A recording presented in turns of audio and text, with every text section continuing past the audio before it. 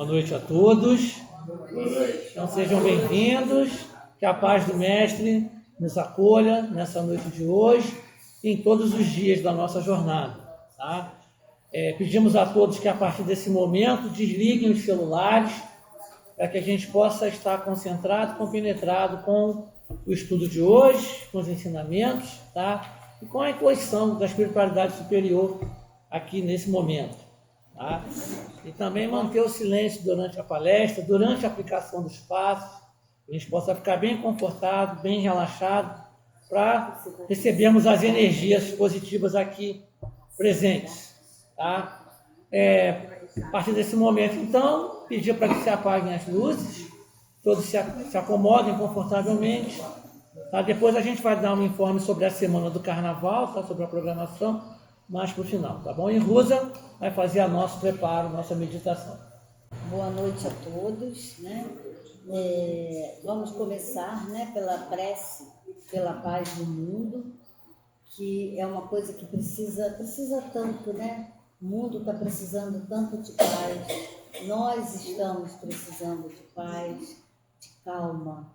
Então, eu vou lendo a oração e vocês vão mentalizando, bem?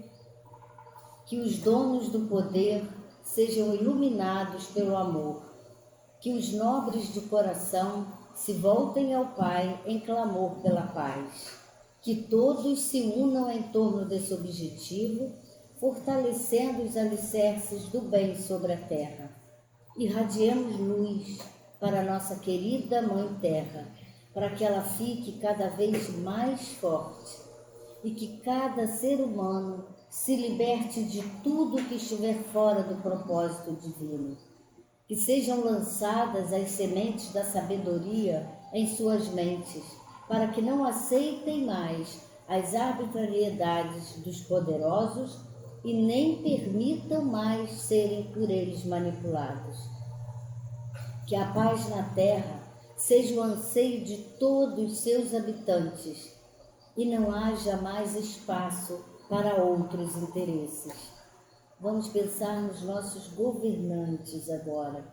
Que cada governante seja tocado neste momento pela luz divina e passe a agir com amor e respeito ao próximo. Que se cumpra o plano divino sobre a terra, hoje e para sempre. Amém. Amém. Então vamos aproveitar e fazer o nosso relaxamento, para a gente fazer uma meditação, silenciar, esquecer tudo lá fora e ficar aqui na presença desse momento. Vamos começar relaxando o nosso corpo.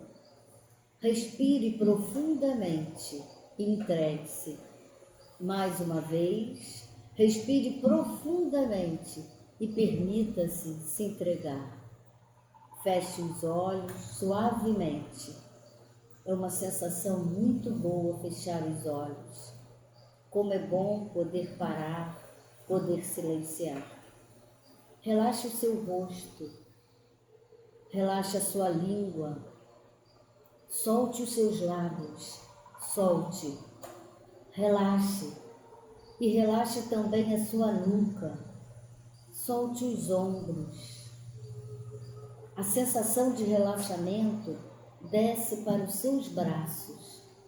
Vai descendo e o seu corpo relaxa cada vez mais. Deixe as suas costas relaxarem e sinta como você está ficando mais leve, mais relaxado. Então agora, inspire profundamente e ao expirar, relaxe o seu peito, relaxe o seu coração, seu chakra cardíaco. Vai sentindo a sensação de relaxamento em todo o seu corpo e perceba como sua respiração é mais tranquila e suave agora. Aproveite e permita sentir a paz, a paz na sua mente e no seu coração. Nós vamos meditar hoje sobre a luz violeta, a luz da transmutação. Então vamos continuar com os olhos fechados, respirando profundamente. Agora vamos sentir o ar entrar e sair do nosso corpo calmamente. Imagine que você está em um lugar tranquilo e seguro, cercado por uma luz suave e acolhedora. Essa luz é a luz violeta. Visualize uma luz violeta intensa e muito poderosa, entrando em seu corpo, começando pela coroa da cabeça, o seu chakra coronário. Sinta a energia da luz violeta fluindo por todo o seu ser, limpando e purificando suas células, órgãos e sistemas. Imagine que a luz violeta da transmutação está dissolvendo todos os bloqueios, todos os medos e limitações que você possa ter. Sinta a liberdade e a expansão que vem com a liberação dessas energias negativas. Agora repita para si mesmo: eu sou a chama violeta da transmutação. Eu sou a luz violeta da purificação. Eu sou livre e puro. Sinta essa energia da luz violeta se intensificando e se expandindo por todo esse ambiente, se expandindo para sua casa, preenchendo todo o seu ser. Sinta essa sensação de paz, calma e serenidade. Agora, visualize essa luz violeta irradiando você, preenchendo todo o espaço ao seu redor, com uma energia de amor, compaixão e transformação. Repita mentalmente: eu sou a luz violeta, eu sou a chama da transmutação, eu sou o amor e a compaixão. Sinta agora a conexão com a luz violeta e com todo o universo, sabendo que você é parte de uma grande rede de amor e luz. Relaxe, relaxe, se solte, se envolva nessa luz, nesse poder, nessa bênção. Sinta a luz da transmutação, transmutando todas as situações necessárias em sua vida.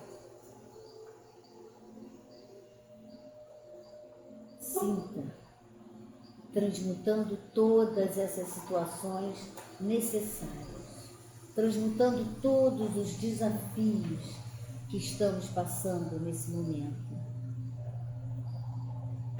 Agora vamos voltando, respirando, se sentindo mais leve, se sentindo livre e conectado com a luz da transmutação. É nessa energia de renovação, de paz, que vamos dar continuidade ao nosso estudo de hoje.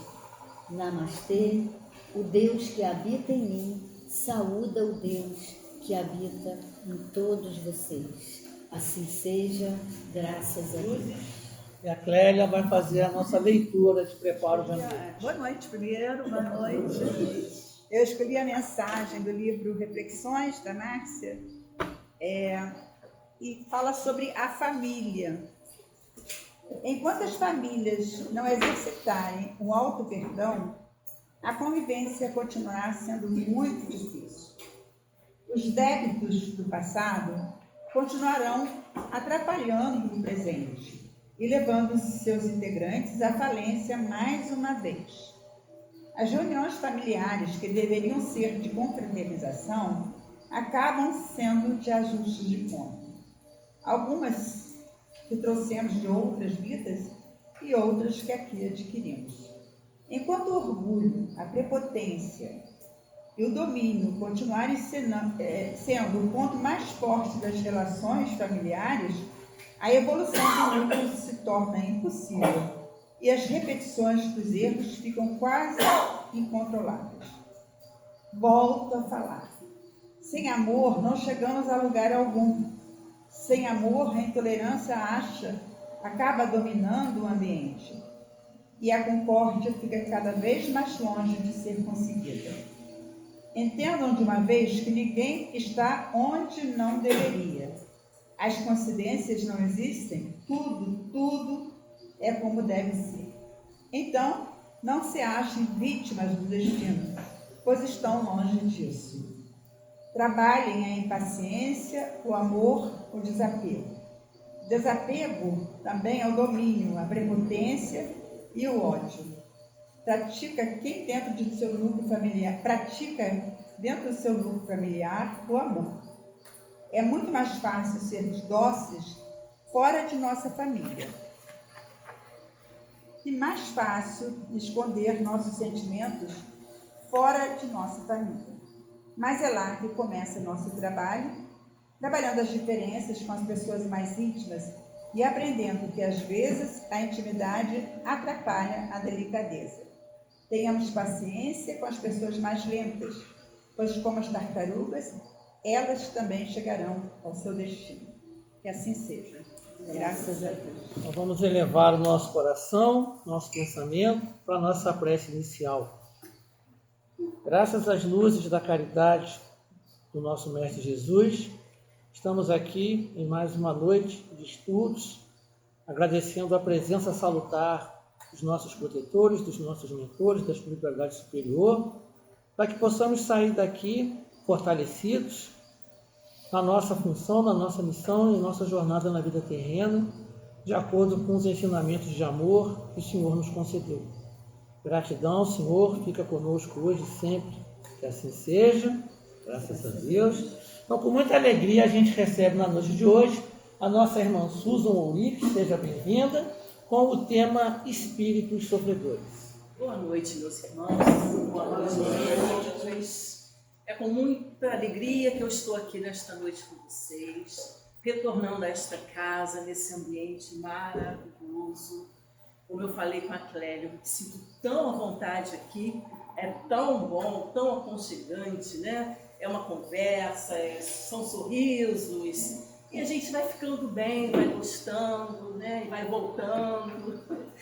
Mas hoje nós vamos falar sobre espíritos sofredores. Esse estudo se encontra no livro O Céu e o Inferno, na segunda parte, no 4º capítulo. Bom, no início desse capítulo, Allan Kardec começa a falar sobre o castigo. Então vamos falar primeiro sobre castigo. Nós vamos ver que, segundo a doutrina espírita, castigo é a consequência das nossas ações. O castigo possui a mesma origem do bem, daquele bem que recebemos. Também resultado de nossas ações, o bem. Então é inteira responsabilidade nossa. Porque quando nós falamos em castigo, quando nós sofremos, nós achamos que é Deus que está fazendo isso conosco. Mas quando passamos a estudar, nós vemos que castigo é o resultado das nossas ações. Que na realidade, castigo não existe. É apenas uma consequência de alguma coisa que fizemos. Segundo Paulo, o apóstolo, em O Livro dos Espíritos, no item 1009, ele diz que castigo é o aguilhão que estimula a alma. Estimula, mas pela amargura. a se dobrar sobre si mesma e a buscar o porto da salvação. A finalidade do castigo é a reabilitação da alma. Então vejam, estimula todos nós pela amargura, para nos dobrarmos, para vencermos as dificuldades, para a reabilitação da nossa alma. Porque assim, quando sofremos, nós vamos de alguma forma procurar caminhar de algum jeito diferente. Porque nós queremos sofrer. Se alguém aqui levantar o dedinho e falar, eu gosto de sofrer, não, aí vai precisar de tratamento, né? Então ninguém quer sofrer, nós não gostamos de sofrimento, mas ele chega, ele bate aqui na nossa porta e nós queremos correr, resolver a situação para nos libertarmos deste sofrimento. Mas é sempre através da dor, né? O nome já diz, castigo, que não existe.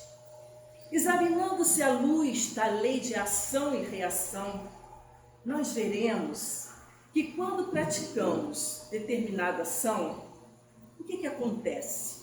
Logo a reação já se forma como resultado dessa ação. É imediato.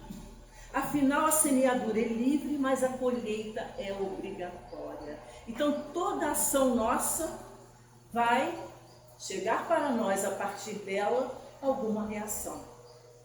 Então, estudando, nós vamos ficar mais espertos, né? Para fazermos as coisas melhores, para termos ações melhores na nossa vida, para nós mesmos e para os outros que nos cercam. Assim, o que vai bater a nossa porta? O melhor. Porque se fizermos o melhor, receberemos como reação o melhor. Mas, segundo aqui o livro O Céu e o Inferno, dizem que o castigo é a consequência do nosso afastamento das leis divinas, né? A gente dorme um pouquinho, se afasta daquilo que Deus quer para nós e chegamos à conclusão de que na vida não existe castigo mesmo. Na vida, meus irmãos, não existe nenhuma recompensa. O que existe na vida é a consequência, é a reação daquilo que praticamos. Isso aí é tão simples como 2 mais 2 são 4, não é? Então, a nossa atenção se faz muito necessária todos os dias da nossa vida para verificarmos o que estamos fazendo, como estamos agindo, porque ninguém quer sofrer. Então, vamos pensar. Quanto aos castigos, quem nos apresenta é a nossa consciência. Quais sementes eu semeei? O que eu estou semeando? Porque nós sabemos que a cada um segundo as suas obras. Na realidade, meus irmãos, se existem mesmo espíritos sofredores, que é o tema do nosso estudo, precisamos entender que Deus não pune a nenhum de nós. Como? O Pai poderoso, o Pai que nos ama, Ele vai nos punir? Ele vai ficar feliz em ver seus filhos sofrendo? Não, Ele é todo bondade, poder e justiça. O que acontece é que Ele propicia oportunidades para os espíritos que fizeram uso incorreto do livre-arbítrio. E esses espíritos somos nós. Aqueles que não cursaram de maneira adequada aquele curso que vieram fazer aqui no plano físico, que somos nós. Os espíritos maus, egoístas, endurecidos, após o desencarne, porque um dia iremos desencarnar, eles se veem como que abandonados, sem ninguém ao redor, para que possam exercer a sua má personalidade, a sua influência perniciosa. Bom, e eles ficam entregues às dúvidas. Mas há um fato que requer nossa atenção. Nós não gostamos muito de falar e nem de ouvir, mas é a realidade. O que acontece? Esses desencarnados, eles buscam nos influenciar. Eles nos influenciam, a nós aqui encarnados. Isso se dá muito mais do que nós imaginamos. Para o bem ou não tão para o bem. Às vezes nós temos uma ideia tão boa, nossa, vou dormir com um problema, preciso resolver. Quando acordo de manhã, vem aquela ideia na minha cabeça. Pode ser o quê? Alguém me ajudando. Mas ao contrário também pode acontecer. Sermos influenciados, não tão bem, não por algo melhor, mas que nos deixa cair, às vezes, em situações difíceis. São os espíritos sofredores, porque eles sofrem e ainda não entendem e querem nos ver sofrer também. Porque a nossa alegria, às vezes, causa um mal-estar para eles. Talvez um remorso, talvez a perda da oportunidade de não ter feito tão bem como eles deveriam. Então, esses sofredores ficam, sim, felizes quando exercem a sua raiva e ficam tristes quando veem a felicidade dos outros. Não que eles sejam maus, sabe? É porque eles não entendem ainda a realidade da vida. Tudo é um processo e eles vão ter o tempo deles também. Então, assim, nós que somos encarnados, precisamos o quê? Cuidar dos nossos pensamentos e das nossas atitudes. E aqui fica esse alerta para nós, tá? Isso é importante. Ficarmos espertos àquilo que vem à nossa mente. E aí a oração vai nos ajudar muito. Mas o tempo vai passando para nós, vai passando para eles também. E em algum momento, esse espírito sofredor, ele desperta. Ele cansa de sofrer. O peso dos erros e da culpa começa a pesar para eles. Cansam do sofrimento. Cansam de lutar e ver que não estão conseguindo aquilo que eles querem. Principalmente para eles, que é a liberdade desse sofrimento. Aí abrem-se as portas para a reforma e uma longa estrada se apresenta para eles. E aqui estão as oportunidades. Porque não falamos que Deus é bom, é justo?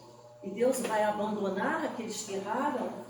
Deus vai abandonar os desencarnados sofredores? Não, não, eles são sempre assistidos. E como falamos, a hora que eles despertam, eles vão ter a oportunidade também. A doutrina espírita ensina que o sofrimento não é um acaso, é o resultado de tudo que fazemos, já falamos, né? E recorrendo agora ao livro, ainda O Céu e o Inferno, lá nós encontramos o Código Penal da Vida Futura. São lições maravilhosas para o nosso bem viver. Código Penal. Se quisermos, podemos ler, podemos estudar. Isso vai nos ajudar nesta caminhada a errarmos menos. E eu trouxe para nós o primeiro Código Penal que tem lá, no livro. Diz assim: a alma ou o espírito sofre na vida espiritual as consequências de todas as imperfeições de que não se libertou durante a vida corpórea. Seu estado feliz ou infeliz é inerente ao grau de sua depuração ou de suas imperfeições. Isso quer dizer que ao desencarnarmos, levaremos conosco a nossa individualidade. Então, se quisermos levar conosco boas coisas, boas atitudes, coisas boas que vão facilitar a nossa estadia no mundo espiritual, devemos já observar o que estamos fazendo com a nossa vida. Estamos a caminho, há tempo para isso ainda. não é? Trouxe também o terceiro Código Penal que tem lá no livro. Diz assim: não há uma só imperfeição da alma que não acarrete consequências desagradáveis e inevitáveis. A soma das penas é proporcional à soma das imperfeições. Então, são chamadas que nós temos quando estudamos, quando ouvimos alguém falar. Precisamos ouvir, entender e colocarmos na prática da nossa vida. Tudo vai ficar mais fácil para nós, tá? Então, a situação do espírito, desde a sua entrada na vida espiritual, é aquela que ele construiu agora, durante a sua vida corporal. A questão mais importante não é sobre o motivo da dor, mas sim a finalidade da dor. Porque a dor traz para nós, tem a sua finalidade. Então podemos perguntar: por que sofremos? Por quê? Para que esse sofrimento? Qual é a causa do sofrimento? Ninguém quer sofrer, já falamos. E mais importante, qual a lição que podemos aprender com a dor? Porque não adianta, meus irmãos, estarmos aqui, nesta trajetória humana, sofrendo às vezes e não tirarmos entendimento acerca desta dor. Ela vem para nos ensinar, para clarear a nossa caminhada, para nos alertar, nos mostrar por onde estamos caminhando, que às vezes podemos trocar o caminho. Então é isso. O que vamos aprender com a dor? Porque se não fizermos modificações, não aprendermos nada, vamos continuar assim, da mesma forma como sempre fomos. O tempo vai passando e a Susan é a mesma de 10, 15 anos atrás. Pode isso? Não pode. Ela tem que mudar um pouquinho, tem que melhorar, nem que seja um pequeno passo. Isso é fantástico e é necessário para a nossa evolução. Então a vida, ela pede crescimento, aperfeiçoamento. E citando aqui o quarto item do Código da Vida Futura, nós veremos que, em virtude da lei do progresso, tendo cada alma a possibilidade de conquistar o bem que lhe falta, segundo a sua vontade, porque nós temos as condições, mas precisamos ter vontade, querer, né? Então, resulta assim que o futuro está aberto para qualquer criatura, porque Deus não repudia nenhum de seus filhos. O futuro está à nossa frente. Façamos o nosso melhor.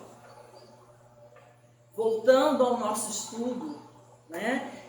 No decorrer deste capítulo, Espíritos Sofredores, Kardec nos apresenta alguns depoimentos desses espíritos sofredores, que com a misericórdia do Pai, eles foram levados a um diálogo, a uma reunião mediúnica em casas espíritas. Vejam como Deus é bom, como Ele nos ajuda. Deus não quer que o seu filho fique sofrendo para sempre. Ele dá oportunidades também para esse espírito sofredor se regenerar. Então, neste livro, neste capítulo, tem ali depoimentos de vários espíritos, sim, que estão sofrendo muito pelas consequências de suas ações. E acho interessante citarmos alguns, porque são lições vivas para nós. Eles nos dão depoimentos que vêm nos ajudar. Eles mostram para nós os erros que eles cometeram e como esses erros fazem com que eles estejam agora sofrendo. Então, nós aprendemos muito com os espíritos evoluídos. chegam para nós numa reunião mediúnica, deixam as suas mensagens de otimismo, de amor, de esperança, né? Encorajamento, mas nós não podemos negar que esses espíritos sofredores vêm nos trazer exemplos para que aprendamos com eles aonde nós também não podemos fracassar. Eles falam assim: vejam o que eu fiz, não façam da mesma forma. Que bênção que nós possuímos, poder chegar às nossas mãos esses depoimentos, esses avisos. E por que não vamos nos transformar se temos tudo ao nosso dispor? Então, não vamos esquecer que nós também somos espíritos sofredores. Nós também somos viajores em busca de uma estrada menos turbulenta. Aproveitemos, meus irmãos, todas as oportunidades boas que surgem e façamos surgirem as oportunidades boas em nossas vidas. Nós citaremos aqui, a título de aprendizagem, alguns desses depoimentos, desses desencarnados, que em busca de alívio estão nos ajudando. Primeiro, tem lá no livro Lamentações de um Boêmio. Era boêmio e se lamenta. Isso foi no ano de 1862. Eu vou ler para vocês o que ele falou, que está neste livro, O Céu e o Inferno. Ele chega assim: meus irmãos, vivi só para mim. Hoje expio e sofro. Que Deus vos faça graça de evitar os espinhos nos quais me dilaceram. Caminhais no caminho largo do Senhor e orai por mim, porque abusei dos bens que Deus empresta às suas criaturas. O homem deve usar com sobriedade os bens de que é depositário. Deve se habituar a viver tão somente em vista da eternidade que espera e, por conseguinte, se desligar dos gozos materiais. Ele continua: cobri-vos com boas obras, elas vos ajudarão a transpor o espaço que vos separa da eternidade. Envolvei-vos de caridade e amor, vestimentas divinas que nada retira. Orai ainda por mim, isso vos suplico. Que lindo esse depoimento. Esse espírito já se encontrava um pouquinho tocado pelo arrependimento, mesmo ainda sofrendo. Afinal, ele reconhece os seus erros. Ele fala para nós os seus erros. Isso já é um mérito e um grande passo do bem. Sem ser feliz, não é mais um ser totalmente muito sofredor. Ele está melhorando. Resta-lhe a reparação que vai se efetuar em uma nova existência.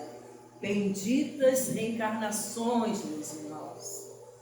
Benditas reencarnações. Agradeçamos a Deus todos os dias o corpo que nos serve. O interessante é que ele vem nos alertar para que não façamos da mesma forma. Em sua humildade e resignação, ele pede: orem por mim. Outro espírito que chega a uma mesa mediúnica, uma reunião mediúnica, é o espírito chamado Lisbeth. Ela inicia o diálogo aconselhando-nos que sejamos humildes de coração. Nós sempre aprendemos, né? Na doutrina, nas palestras, acerca da humildade. E ela fala isso. Que sejamos submissos à vontade de Deus. Nunca vamos nos revoltar com o Pai. Aconteça conosco o que for.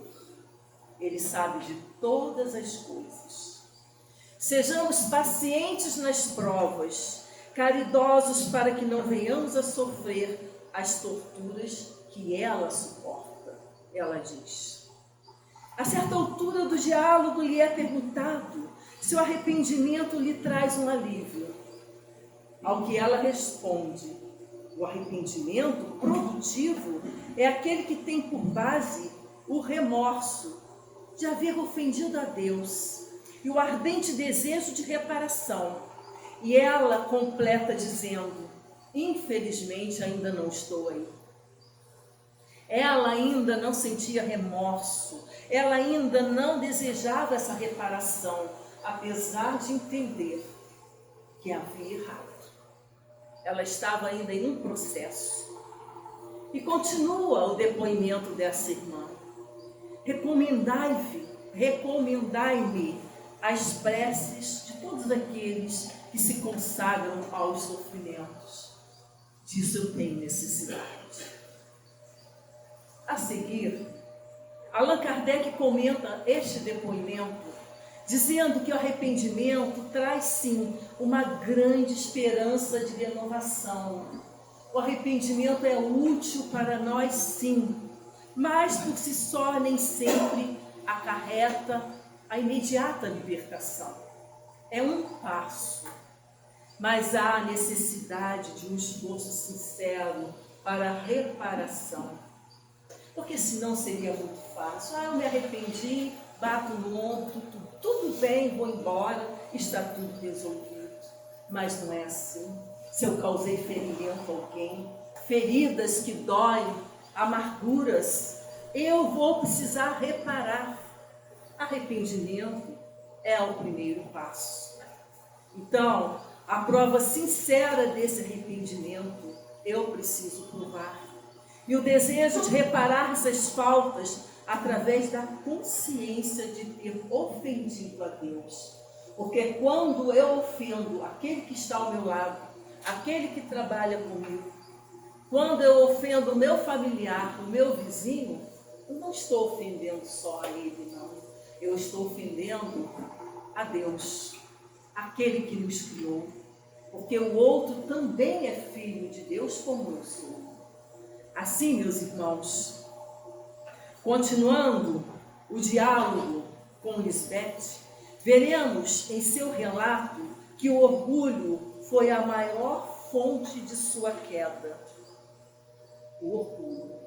Então vejamos que o arrependimento é aquela atitude de reconhecer um erro. Me arrependi. Eu não devia ter feito isso. Sentir aquela dor do prejuízo e de ter desejo, maldade de ter ferido alguém. Mas eu quero mudar o meu comportamento. E aí vem a reparação, que é a ação concreta de consertar aquele dano causado.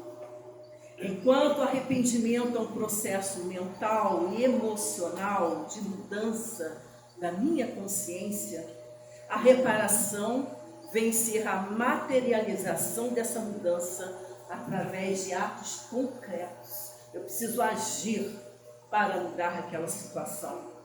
Mas Lisbeth ainda não sentia remorso em seu ser. Continuando, como falamos, ela sabia que tinha sido muito orgulhosa.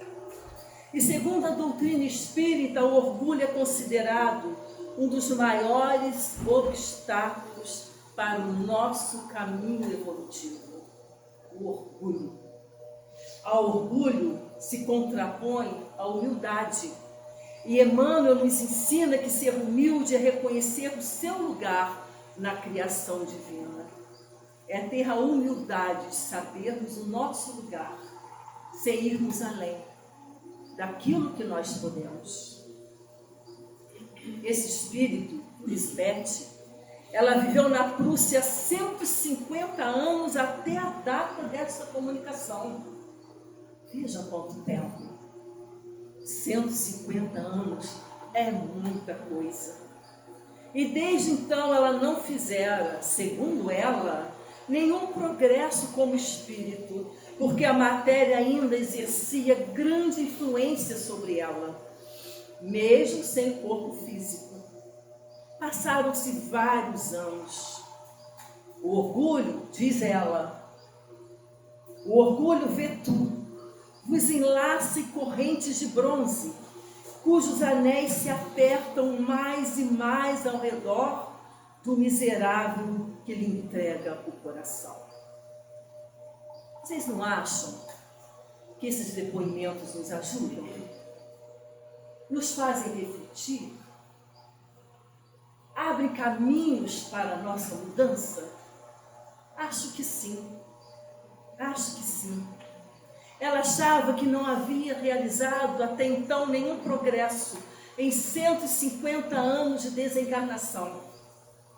Mas Kardec esclarece que pela maneira pela qual ela descreve para nós o orgulho, e ela tem consciência de que ele foi prejudicial para ela, esse fato já denota um progresso, mesmo que ela não aceite, mas já é um progresso. Ela já está caindo de si, ela já está verificando que precisa melhorar. Afinal, quando se reconhece o mal, já é um grande passo dado. E em seguida chegará a vontade e a coragem de evitá-lo. Lisbeth foi conduzida a esta reunião para ser esclarecida. Como será que ela chegou lá? Ela devia estar meio perdida, ela devia estar meio, não sei, a situação dela, né? Espírito sofredor, mas ela foi sim conduzida a uma reunião mediúnica por um espírito que, segundo ela, a segue com frequência. Ela via com frequência um espírito que estava sempre ao seu redor, acompanhando aquele seu sofrimento.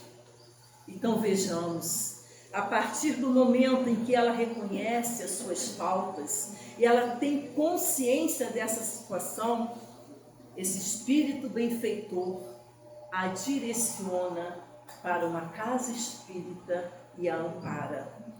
Mesmo ainda não havendo arrependimento, mesmo ainda não tendo feito tanto progresso como ela achava.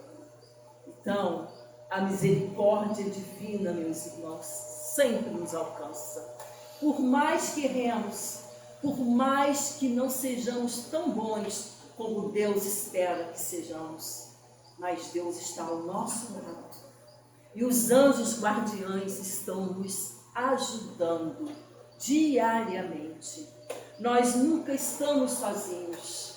Sempre tem alguém soprando algo de bom ao nosso lado, nos direcionando para o melhor lugar, da melhor forma, aguardando que nós façamos mudanças importantes para nos melhorarmos ainda mais, para que o auxílio chegue com mais força, o auxílio mais efetivo. Nunca estamos sozinhos. Aconteça conosco o que for, seja a dor mais doída, estamos amparados. Então precisamos aprender muito, muito sobre a morte do outro, a fim de refletirmos sobre a nossa vida.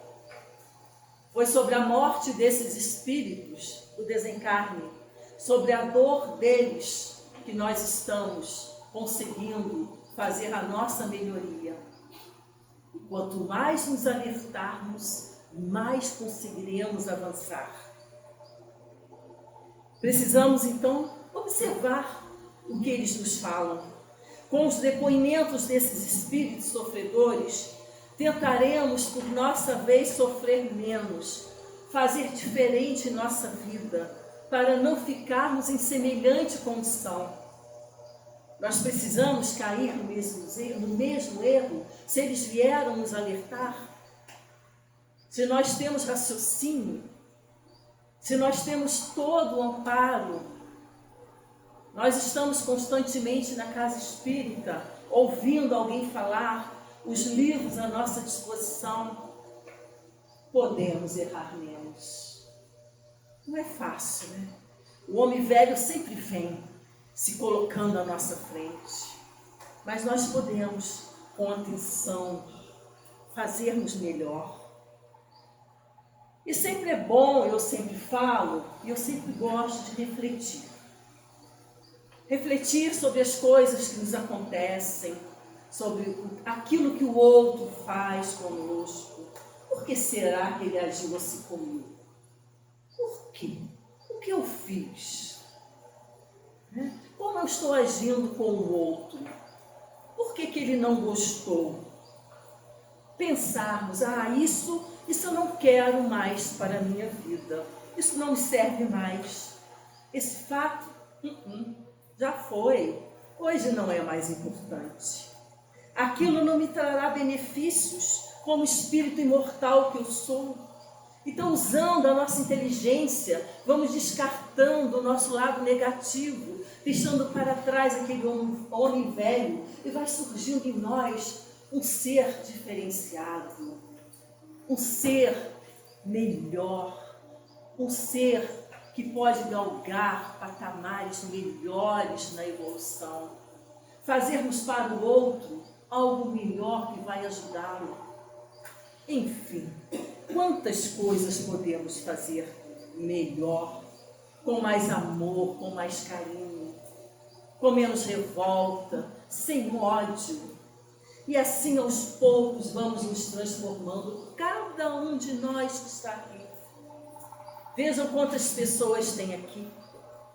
Se cada um aqui fizer a sua parte, a partir de amanhã, ou ao sair daqui, fizermos melhor, já vamos contribuir muito para esta vida tão difícil que temos vivido, para esse mundo onde estamos, porque vai depender de nós toda essa mudança. A mudança vai depender de cada um de nós, de fazermos o nosso melhor, de fazermos a diferença, as mudanças necessárias. Não precisa grande coisa, não precisa passar a falar um bom dia com aquele que não me olha. Aí ele vai lembrar, falou bom dia, vou responder. Aí começa. Aí o outro já vai falar bom dia com o outro, que às vezes não tem ninguém que lhe dirige a palavra. Um simples bom dia nós podemos, né? Uma oração para aquele que precisa, eu sei que está necessitado, ele nem precisa saber, mas a oração vai chegar até lá. Orarmos pelos hospitais, pelos asilos, enfim, para todos. São mudanças incríveis que nós podemos realizar. E isso vai mudando em nós alguma coisa. E vai mudando no outro alguma coisa. Estamos realizando, meus irmãos, tudo que nos é possível para a nossa evolução? Quais questões eu ainda preciso trabalhar em mim? Porque nós nos conhecemos. Nós não precisamos que ninguém venha apontar o dedo para nós. Eu sei das minhas falhas. Eu sei aonde eu preciso mudar. Qual é o objetivo da minha vinda aqui ao plano físico? Qual a minha conduta como encarnado e espírita que sou? Então busquemos o nosso autoconhecimento, porque o sofrimento serve como poderoso mecanismo para o progresso espiritual. A dor motiva a ação, levando o espírito a desenvolver a paciência, a compaixão, a desenvolver essa fé que já existe em nós, mas ainda é muito pequena. Nós precisamos avançar com a nossa fé, com a nossa certeza de tudo que nos envolve, desse Pai amoroso e bom. Trouxe, ainda dá tempo, o depoimento de outro espírito que vai também nos alertar. Oran, um príncipe russo, 1862.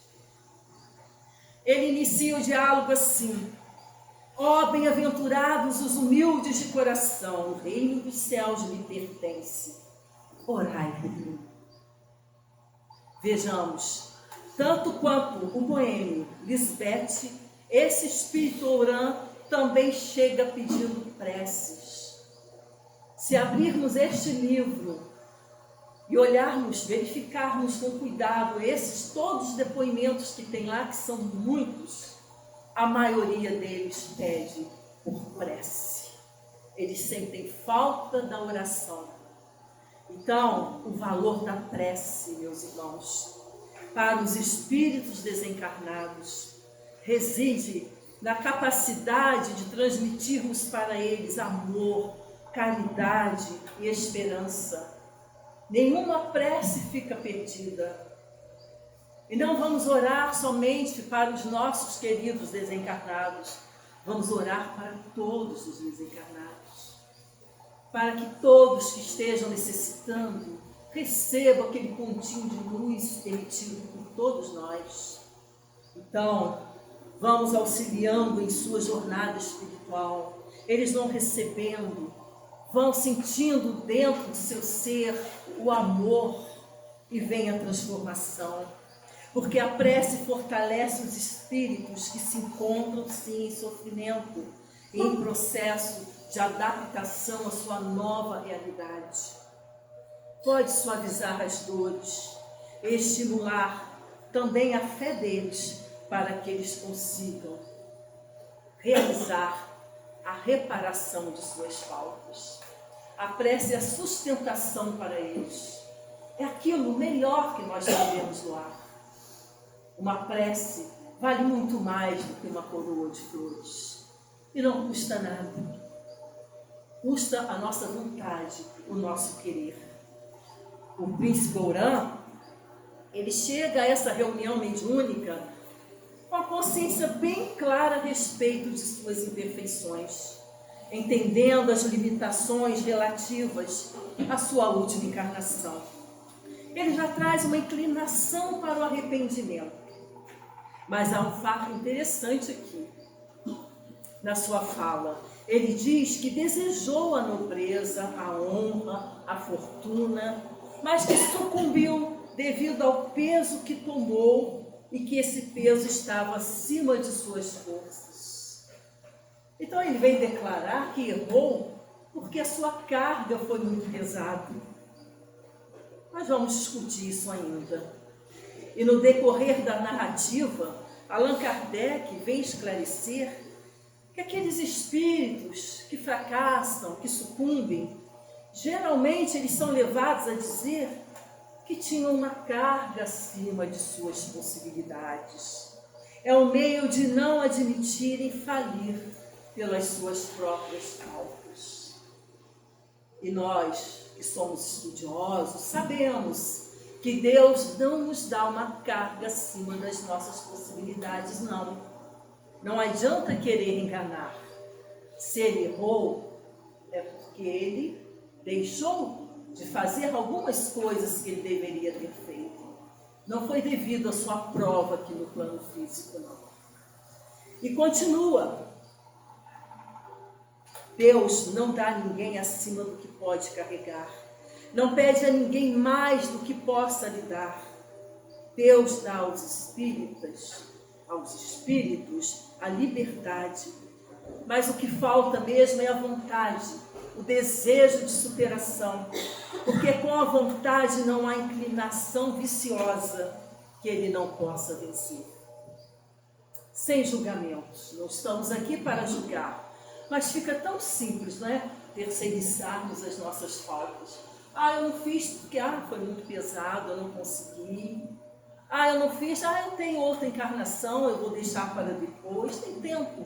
Eu estudo aqui na casa espírita, que eu vou ter outras oportunidades. Não vou me empenhar agora, não. Não, vai ser muito.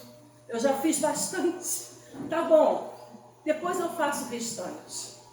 E não é assim que deve ser o nosso pensamento.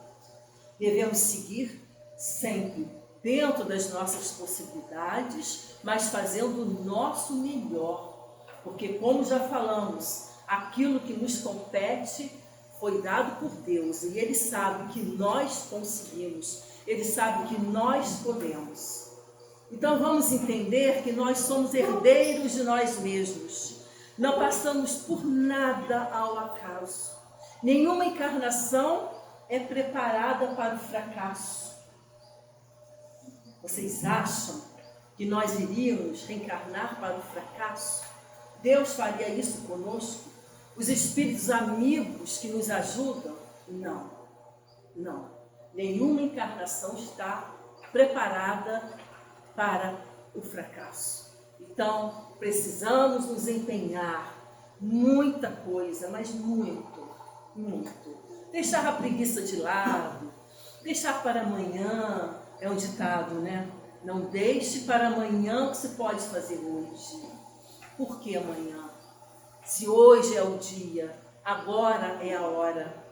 De uma forma ou de outra, esse espírito tenha consciência, sim, de suas faltas. Um grande passo para a sua melhoria. Emmanuel, no livro Fonte Viva, lá no item 83, ele nos ensina que não basta dobrarmos os joelhos reverentemente. É imprescindível regressarmos aos caminhos e concretizarmos os princípios da fé redentora, ou seja, a nossa reparação. Precisaremos voltar, sim, para repararmos aquilo que ficou faltando. Às vezes com algum acréscimo até, né? Isso é importante pensarmos, tá? A nossa reparação. Vamos tentar reparar menos, ter que voltar para cumprir muita coisa, né? Vamos avançando, avançando, cada vez melhor, cada vez mais. Tantas oportunidades nós temos. Então, meus irmãos, que dizer do navio, aquele navio admiravelmente equipado, que ficasse indefinidamente na praia sem navegar? Vai resolver alguma coisa? Vai ficar lá parado. Que dizer daquele operário que somente visitasse a porta da oficina, louvando-lhe a grandeza, sem dedicar-se ao trabalho necessário? Nós vamos à porta da oficina, olhamos, que bela oficina. Está tudo direitinho aí, vou embora. Não, vamos adentrar na oficina e trabalhar. Ela está ali para isso. A oficina está preparada para o nosso trabalho, né? O intelecto não promove a virtude, é necessário que o coração se transforme. Mais um espírito vem trazer aqui aqueles puxões de orelha para nós. Pascal Lafitte, esse espírito, ele se comunica espontaneamente, demonstrando imensa perturbação, pois ele desencarnou em um naufrágio.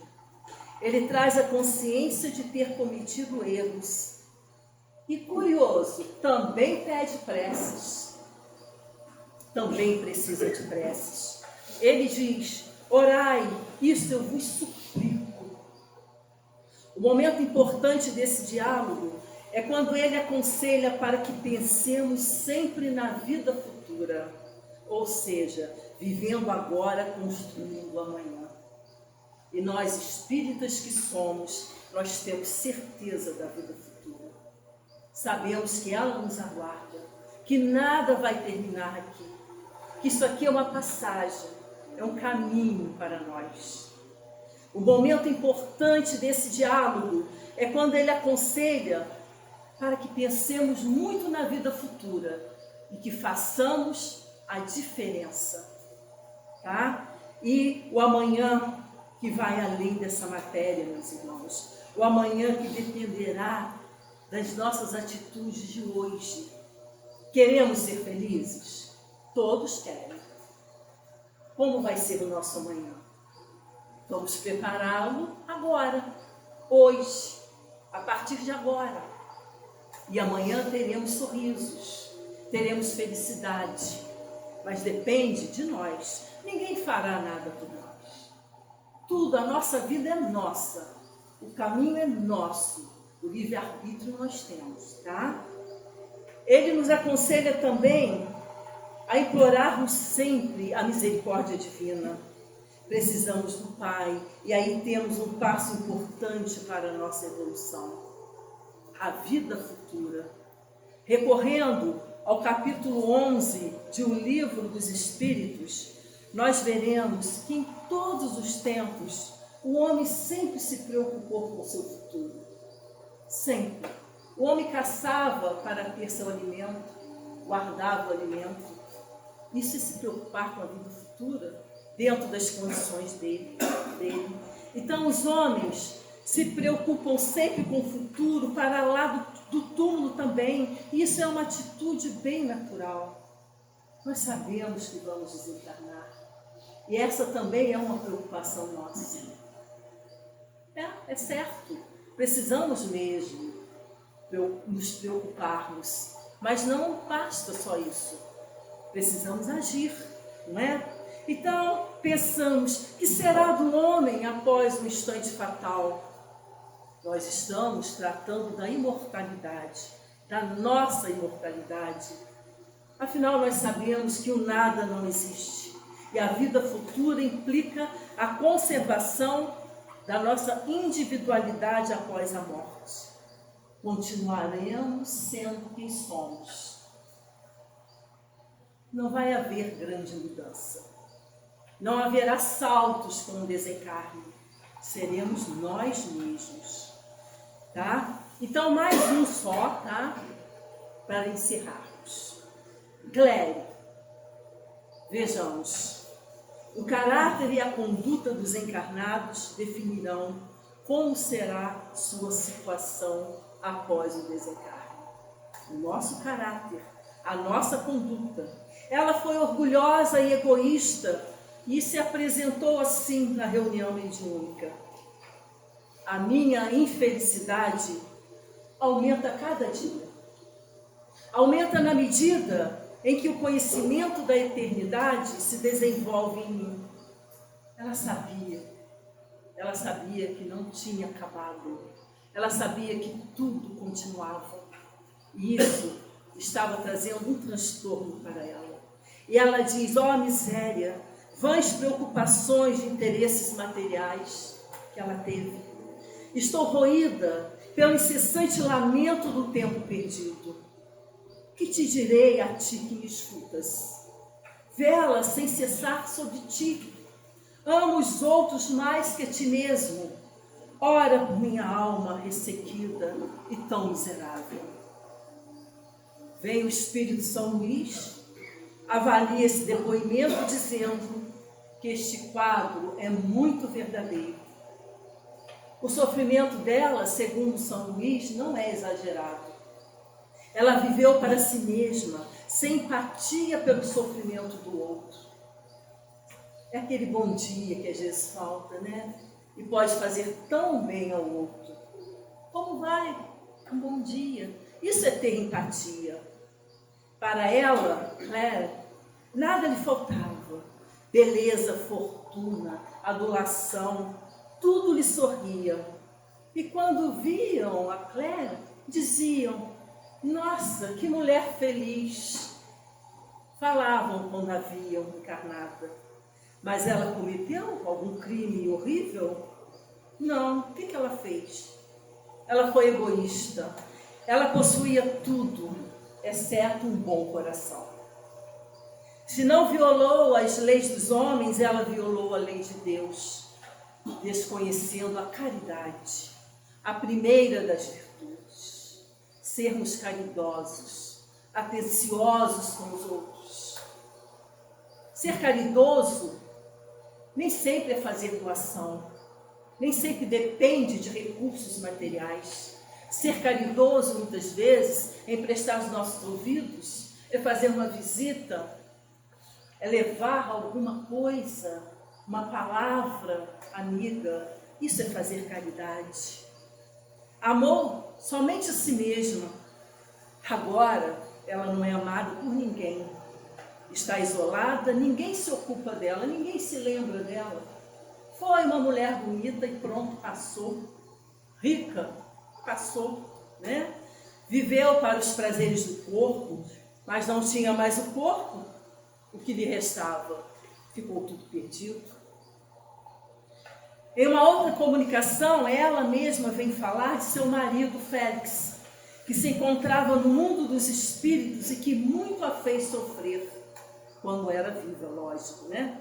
Diz ela que ele erra nas trevas, vítima de uma profunda nudez da alma.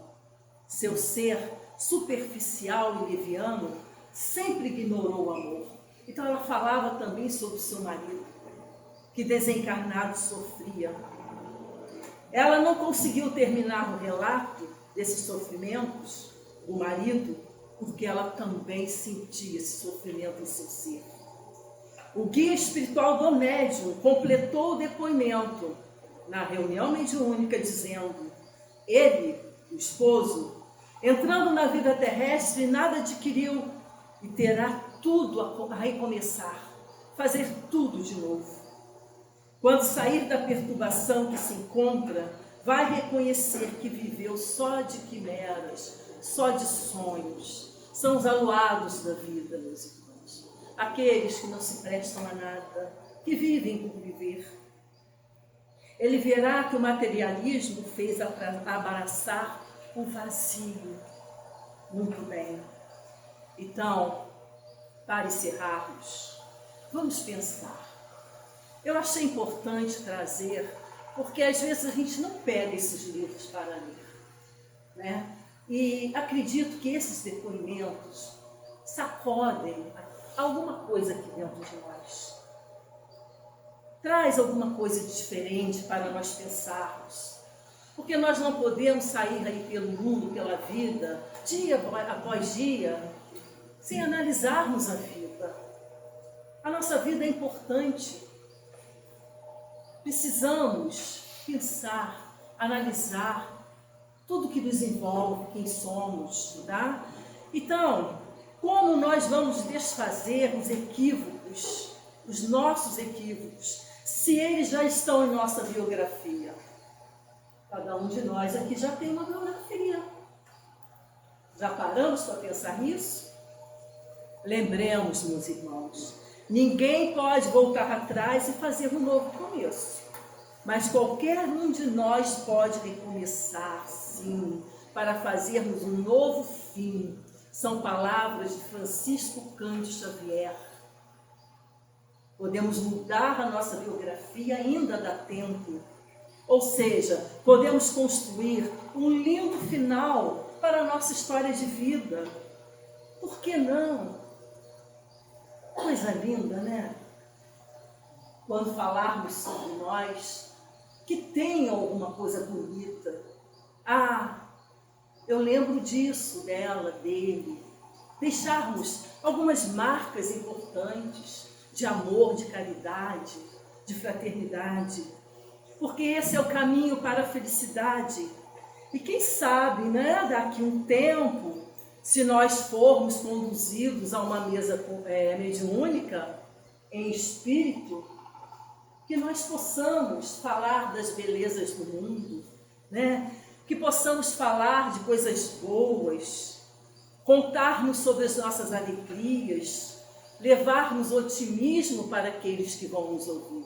Quem sabe um dia não iremos bater em uma mesa mediúnica, falarmos através de um médium, que tenhamos boas histórias para contar, menos sofrimento, mais alegrias, deixarmos um depoimento de paz, de luz, falarmos de Deus com muito amor. E lembremos da frase contida na primeira epístola de Pedro, 4º capítulo, 8º versículo. O amor cobre uma multidão de pecados. Amemos mais, meus irmãos. Muita paz para todos. Muito obrigada. A nossa irmã Suza irá fazer a nossa prece lá. Assim, Senhor, encerrando a reunião de hoje, palavras nos faltam para agradecermos por tantas bênçãos. Agradecermos por estarmos aqui, nesta casa abençoada. Agradecermos pela nossa vida. Agradecermos, Senhor, por tanto, por essa espiritualidade que aqui se faz presente, sempre nos auxiliando, sempre nos encaminhando. Que possamos, Senhor, a cada dia abrirmos mais os nossos corações para o amor, para a fraternidade. Que possamos a cada dia sermos melhores para nos tornarmos realmente aqueles filhos de Deus que o Pai espera de nós. Que aqueles que não puderam aqui estar recebam também, onde estiverem, essas emanações de amor, de paz, emanações de cura, de fraternidade, enfim. Só temos a agradecer por esta noite abençoada que aqui vivemos. Obrigada, Senhor, que assim seja. Graças a Deus. Lembrando a todos que essa semana as atividades na casa estão ocorrendo de forma normal. Amanhã tem a reza, tem o grupo de estudo, quarta-feira desobsessão. E aí a gente vai dar uma parada, né, para o carnaval, para a semana do carnaval, retornando no dia 23, segunda-feira.